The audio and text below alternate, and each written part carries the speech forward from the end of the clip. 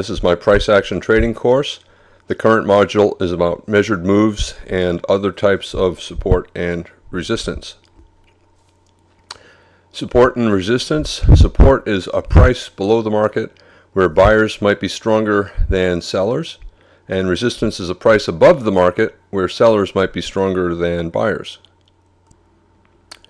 So why should we bother finding support and resistance, given that most of the time support or resistance will not stop a trend? It's because all reversals take place at support and resistance. So if you know where support and resistance is and you watch the market's behavior when it gets there, you're in a position to take a trade. You'll either look for a breakout or a reversal. So what's the big picture when it comes to trading? Well, two things. Most of the time traders are buying at support and selling at resistance. And then the other time that they're taking trades is during breakouts, strong trends. So for example, if the market's in a strong trend, it's racing towards some resistance level, traders will be buying the market in very tiny pullbacks, and they'll expect that every minor resistance level along the way will fail. The market might pause at resistance levels as bulls take partial profits, but the market will usually continue up through all resistance levels. Ultimately, when it does reverse, it'll be at a resistance level, but during a breakout phase of a bull trend, traders will be buying for any reason, and I talk about those in the module on trading a strong bull trend, a bull breakout. Similarly, with a bear breakout, traders will sell for any reason. The market is racing downward to a support level. You can't be sure which support level will eventually stop the market. However, you should assume that most support levels will not. The market may pause as bears take partial profits, but the market will usually continue through all the support levels. When it finally does reverse, it'll be at a support level. But during a bear breakout, traders will be shorting for every conceivable reason. Most of the time, the market is not in a breakout. Okay? Most of the time, it's either in a weak trend or a trading range. In either case, traders will be looking to buy at support and sell at resistance. So if the market's in a strong bull trend and it pulls back to test a breakout point, they'll buy. If it pulls back and tests a prior higher low, they'll buy. If it pulls back and tests the bottom of the bull channel or a trend line, they'll buy. If it's in a bear trend, let's say a broad bear trend, they'll sell rallies to the moving average, rallies to the bear trend line, the top of the channel, rallies to test a breakout point above. So if the market had a bear breakout below a bear flag or a trading range, they'll sell if it gets back up there again. If it rallies up and tests a prior lower high, they'll sell there. And most of the time, that's what traders will do. And how do you know this? They tell you. Just turn on television, watch CNBC, watch Fox Business News. When traders are talking about trades that they take, most of the time they're simply buying at support and selling at resistance. If a stock comes out with an earnings report and the stock's in a bull trend and it has a big gap down, you won't hear the traders say, "Oh, I'm selling that."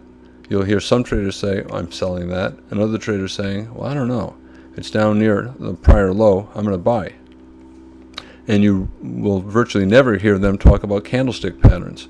Oh, a dark cloud cover. Oh, a Harami pattern, a hanging man. That's not how they're trading. Candle patterns are nice, but they're minor in importance. The big picture is support and resistance.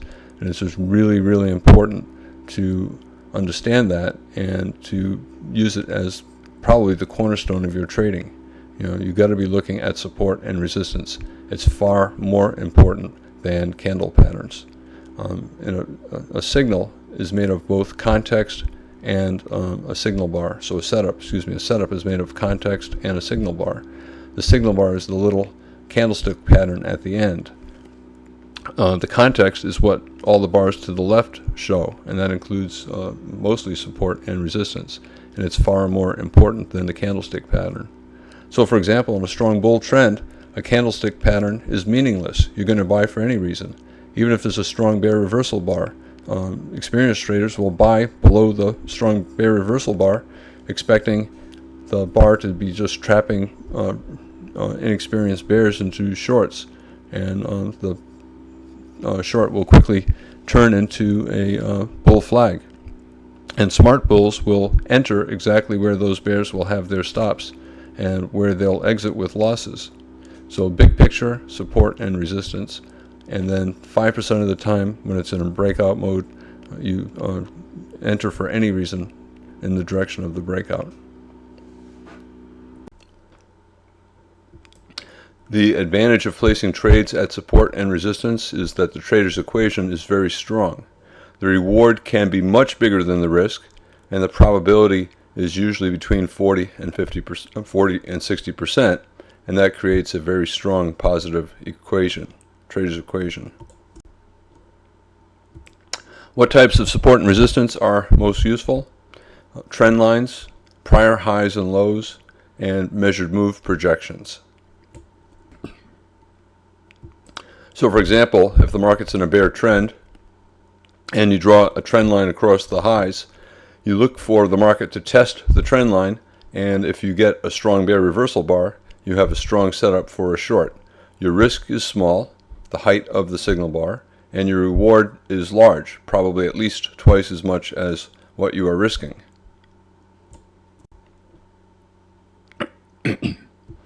Here are examples of other reversals. Again, a trend channel line. The market broke below it and immediately reversed up. Here's a bull trend, and we have 3 pushes down. The market fell below the trend channel line and reversed up. So you have a wedge bull flag after a very strong breakout. So it's a higher low major trend reversal at a trend channel line. Here we have a double top. You can call it a wedge, you can call it a triangle, and it's at the top of a trading range. The market poked out of the top and then reversed down. And again, a bull channel, now at the bottom of a trading range, so near a prior low, so you have a large double bottom, and the market poked below the trend channel line and is reversing up. So small risk, you enter 1 tick above the high of the bar, you stop as 1 tick below the low of the bar, and your target is somewhere around the top of the trading range, and that's several times bigger than the amount that you're risking, yet the probability is at least 40%. I say that because probability for most trades is 40 to 60%, and if you're not certain, assume that it's 40%.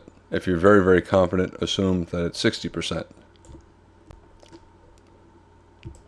Prior highs and lows are support and resistance. So we have a high here.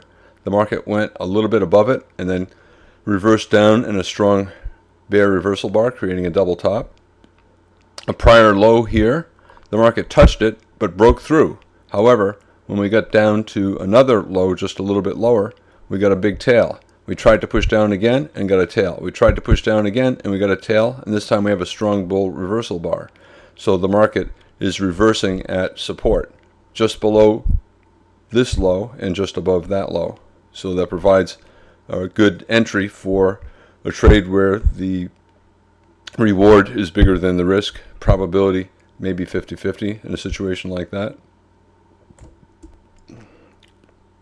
Here's a more complete list of support and resistance, trend lines, prior highs and lows, measured move projections, moving averages on any time frame, and then a bull entry bar low and a bear entry bar high, a bull signal bar high and a bear signal bar low.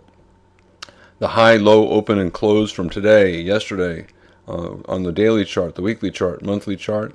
Daily pivot points, I never look at them. Fibonacci retracement levels and projections, I never look at them.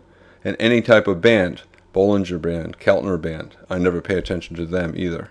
You can make trades off these things even though I don't pay attention to them. But I think the other types of support and resistance are much more reliable, and they provide me with enough signals that I don't have to look to less reliable support and resistance. Here's an example of a strong bull trend, and the moving average is support. I use a 20 bar exponential moving average. We have a strong bear bar trying to reverse the trend. It hit the moving average, and we immediately got a bull inside bar. So that is a good high 2 pullback at the moving average and a strong bull trend. 1 push down, 2 pushes down. So you can call it an ABC pattern. You can call it a high 2 buy setup. In any case, it's a strong buy signal and a strong bull trend at a support level.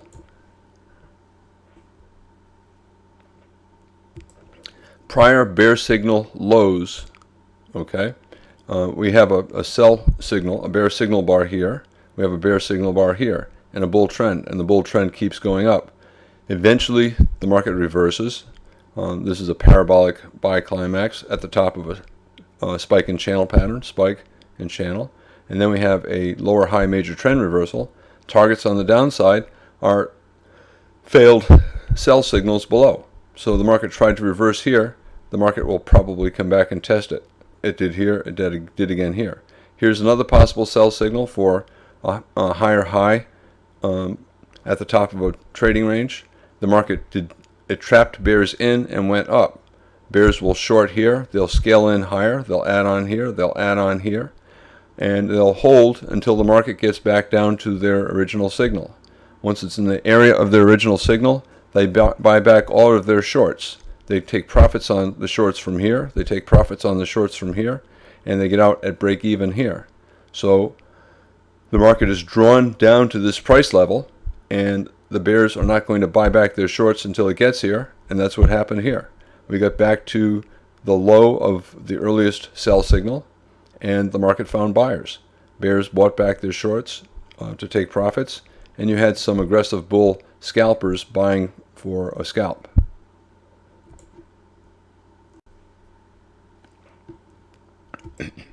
Okay, a bear signal bar low. So we have an IOI top to this spike and channel pattern, possible sell signal. We sold off, and then we got drawn back up to test the original entry price, the low of the signal bar. So that is a magnet. It's a resistance level, and you can see the market created a 2-bar reversal here. So it's a short, 1 tick below the bear bar. It's also a wedge bull flag, 3 pushes up, 1, 2, 3, or you could use maybe this high, 1, 2, 3, and it's a good looking sell signal for at least a test down to the bottom of the range, and possibly a second leg down, and a leg 1 equals leg 2 bear trend. Most measured moves that I use are based on spikes. You can use the term breakout, you can use the term trend bars, it doesn't matter, all the same thing. So most measured moves are based upon breakouts and on trading ranges. In other words, strong trends and trading ranges. Measured moves are most useful for profit taking. Remember, most support and resistance fails to stop a trend. However, it's a good area for taking profits if you're holding a position in the direction of the trend. If the context is good, you can look for a reversal trade at a support or resistance level, for example, one based upon a measured move. Remember, the market's always alternating between a trend phase and a trading range phase. When a measured move is based upon a spike, a breakout, it usually leads to a trading range. When a measured move is based on a trading range, it usually leads to a breakout, a spike. If there's a trading range, look for a measured move up or down after the market breaks out, and you base the measured move projection on the height of the trading range, and you look to take partial or full profits once the measured move reaches once the breakout reaches the measured move projection. Here's an example. We have a bear trend, we have a trading range, and the market could break out up or down. Here it started to break to the downside. If you went short anywhere in here, for example, at the top of this ABC, 2 legs up, 1, 2, so it's a large low 2 short and a bear trend. If you took that short, you're going to be taking profits at some point. One area where you might want to take profits is at a measured move down from the height of the range. So here's the top of the range, the bottom of the range, here's the measured move projection, and look what happened when the market got there. We had a little reversal, and that tells you that a lot of traders took profits there. It doesn't matter if they shorted up here, if they shorted the failed breakout of this micro channel, or if they shorted here on this small wedge bear flag, 3 pushes up, 1, 2, and 3. It doesn't matter where they shorted, they'll probably take partial profits based upon a measured move created from the trading range. And you can see they took partial profits. They didn't buy everything back. We got a little bounce, and then the bear resumed. If the breakout keeps going after hitting a measured move target, then look for a measured move based upon the height of the spike, on the height of the breakout. And then you take more partial or even full profits at measured move projections.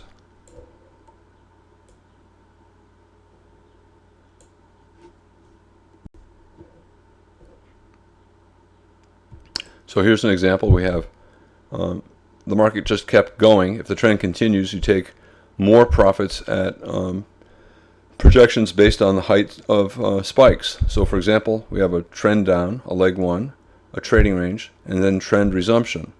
So traders will look for the market to possibly reverse once it reaches the length of the first leg. So here's the first leg. Here's exactly the same number of ticks. And look what happened when the market got down to the measured move based on a leg one equals a leg two projection. Again, you have a small reversal, so traders obviously took profits here. Partial profits, full profits. Different traders do different things.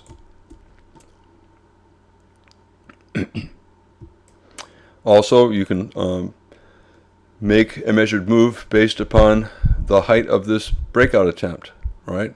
So here's how high this original bear spike was, and you can project down from below its low, and it takes you to this price level.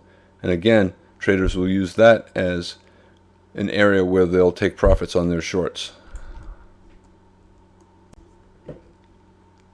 Here's another example of a leg one equals leg two move. There are actually two in this picture.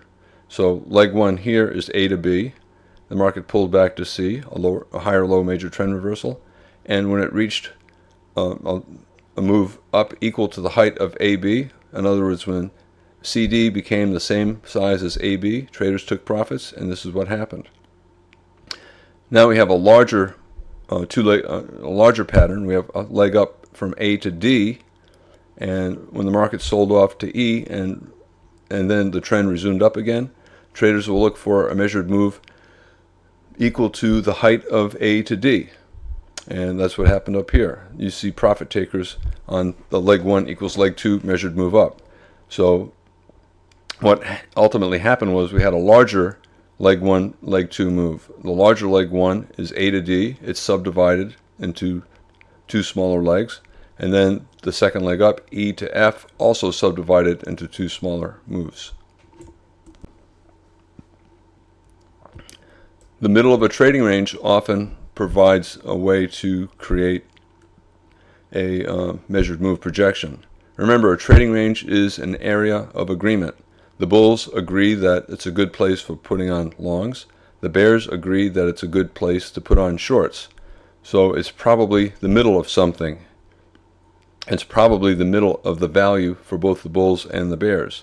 So if it's the middle of something, it can lead to a projection, a measured move projection.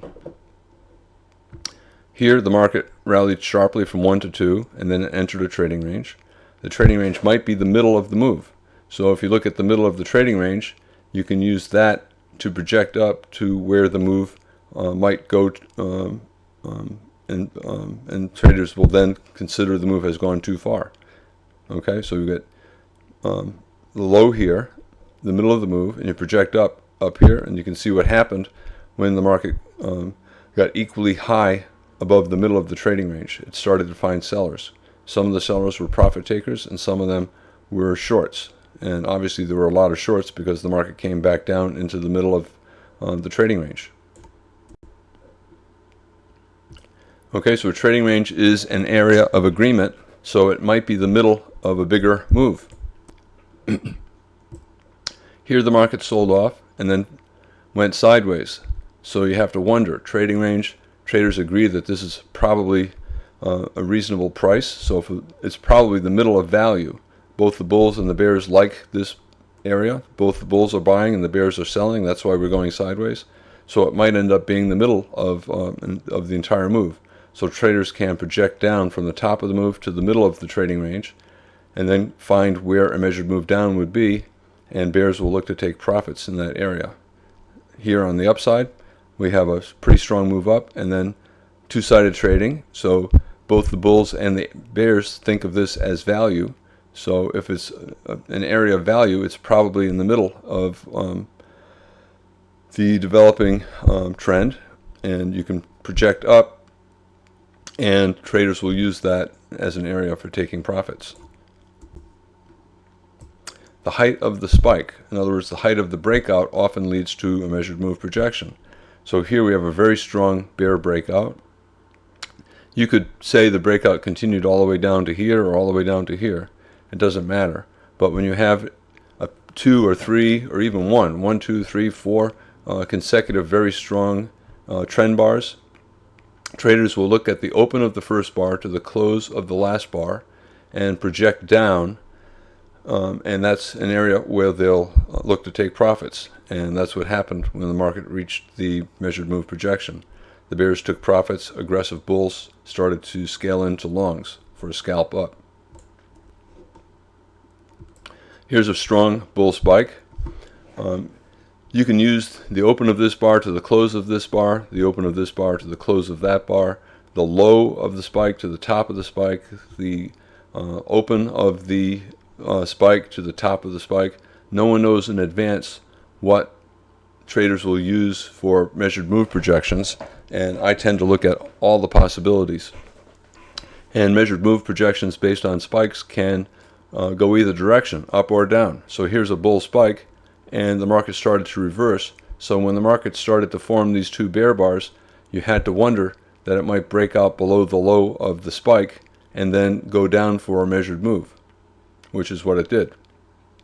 There's something interesting about this measured move. I said use the open of the spike. This is also the open of the day, and this is a fairly common situation where you have an open of the day, and then the market goes up for about half of an average daily range.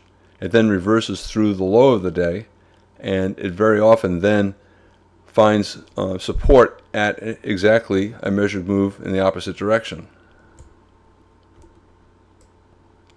So we had the open, it traded up for about half of an average daily range, and then it started to reverse. When it's starting to do this, traders expect it to trade down for about the same number of ticks, and for the open of the day to end up as the exact middle of the day, creating a perfect doji bar on the daily charts. So traders will look to take profits down here, and aggressive bulls will even buy, looking for the market to come back to the open of the day and possibly form a perfect doji bar on the daily chart. Instead, on this particular day, we had a double bottom bull flag here for a higher low major trend reversal and a reversal up toward the high of the day. On the daily chart, this will be a reversal day. Here's the open, then a tail on the bottom, and then a close on the high. So the point, again, the open of the day sometimes is the middle of the day, and traders look for measured moves based upon the first move. Here's a strong bear spike, so you always look at the open of the spike to the close of the bar, and you look for a measured move up or down. Here's the measured move up, and look what happened. Okay, the market broke above the high of the bar and raced up and went a tick or so above the high of the bar and found sellers. Who's selling? Well, the traders who bought down here will look to take profits at measured move projections, and it turns out that today they took profits at a measured move based upon the height of the bear body, the height of the bear spike. And you probably had other traders shorting as well.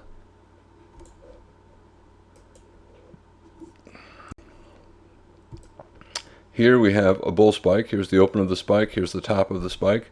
I could have also used the open of the spike to the close of the final bar of the spike to generate a measured move projection. You can also generate a measured move projection based on the height of the trading range. Here's the bottom of the trading range. Here's the top of the trading range. And here's the measured move projection down. And traders will use measured move projections to take profits. And that's what happened here. So when the market reached the two measured move projections, you had a lot of buying. Most of the buying was probably mostly bears taking profits, and the market went sideways a little bit. and then the bears came back, and they reached this point and reversed up, a lower high major trend reversal, bear trend. Here's the trend line, here's the trend line break. Even though it did not reach the moving average, there was a lot of sideways trading with a lot of bull bars, so that's enough buying pressure for traders to look for a reversal. Once the market started to reverse up, traders will look for areas to take profits. One thing that they'll do is look for a measured move based upon the height of this trading range, and that's what happened up here. Bears will might scalp shorts. Bulls certainly will look for areas to take profits, and this is a logical place for them to take profits. It's also a test of the original breakout point in the sell-off back here. Here's the breakout point, and here's the breakout, and the market came back to test that area.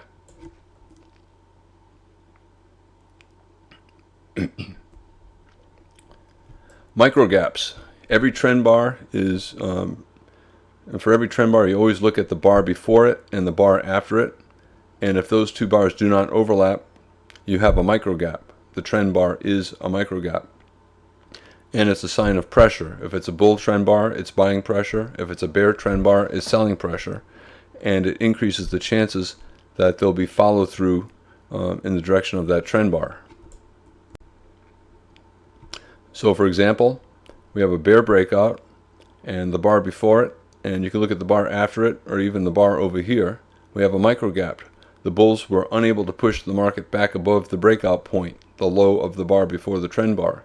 That's a sign of selling pressure, and it increases the chances that there'll be further downside movement. Okay, we have some highs here, and then we have a little breakout bar, and the pullback did not fall below the breakout point. So that's a sign of buying pressure, urgency on the part of the bulls. You'd expect higher prices.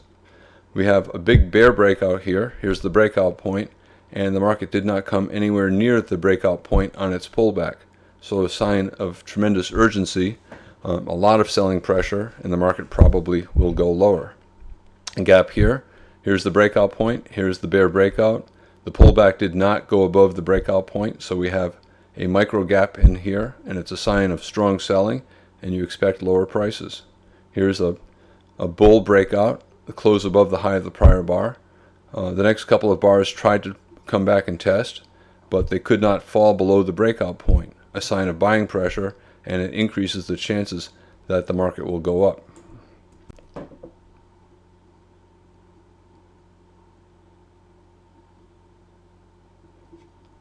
If the gap fills, the chance of follow through is less likely.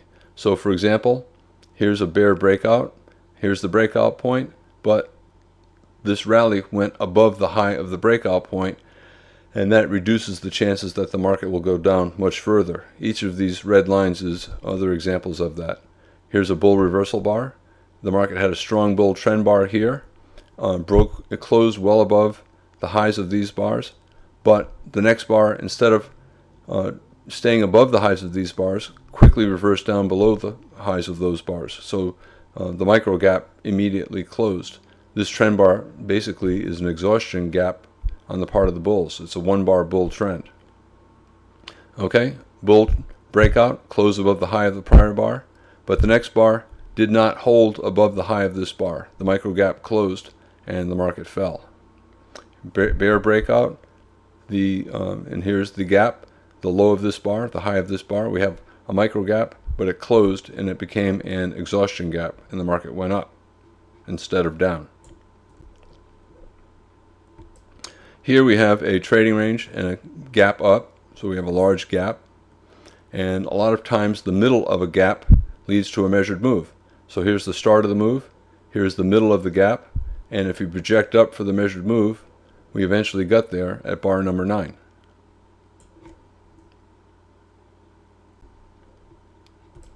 Okay, we have the markets trading down to this point, and then rallied, and then broke below 0.2 over here. So potential measuring gap, and the high of this bar stayed below the low of that bar. This pullback stayed below the low of that bar. So and then the market started to turn down again, So that left us with a gap below the low of this bar, above the high of this bar. The middle of that gap might be a source for a measured move projection. Here's the start of the move, here's the middle of the gap, and traders will look to take profits at the bottom of the measured move projection. Aggressive bulls might buy, especially given this strong bull bar. At this point, they would only be buying for a scalp. Here we go, a bear trend. The market broke out below point number 2. It pulled back at 4 and 6 into a double top bear flag and started to turn down. So that left us with a gap, this gray box. You can look at the middle of the gap and the start of the move to create a measured move projection down.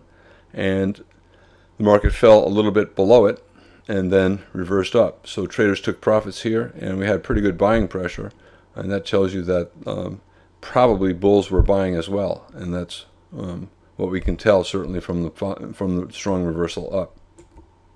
So traders take profits at measured move targets, and you also have traders taking positions in the opposite direction.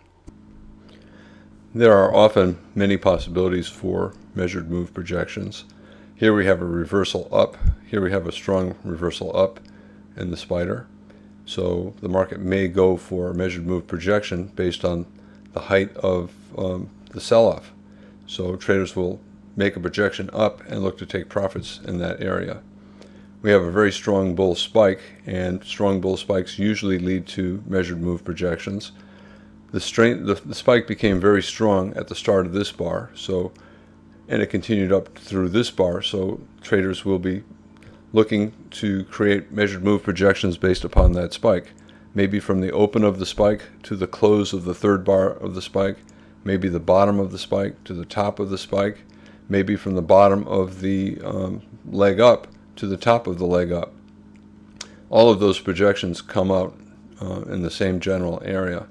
Whenever there's a confluence of resistance levels in the same area, it becomes more likely that the market will turn down at that price level, because different firms will use different projections, and if a lot of firms all have projections in the same area and they all start doing the same thing, taking profits or taking trades in the opposite direction, it increases the chances that the trend will reverse.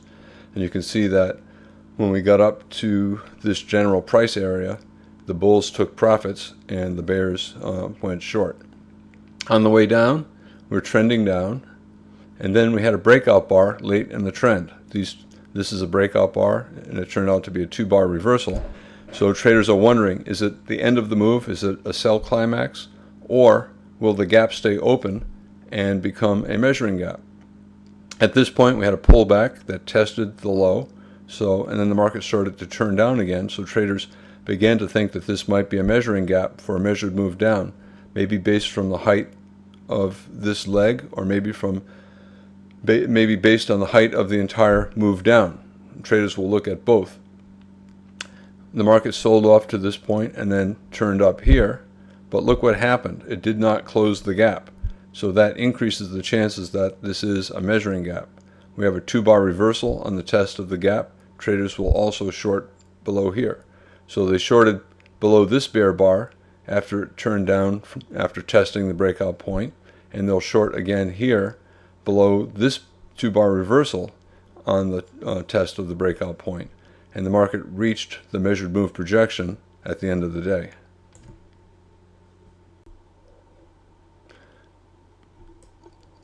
E-mini, we have a gap up, a very strong breakout. Here's the bottom of the gap, here's the top of the gap, and this is the middle of the gap, so look for a measured move up, and the market turned exactly at the middle of the gap.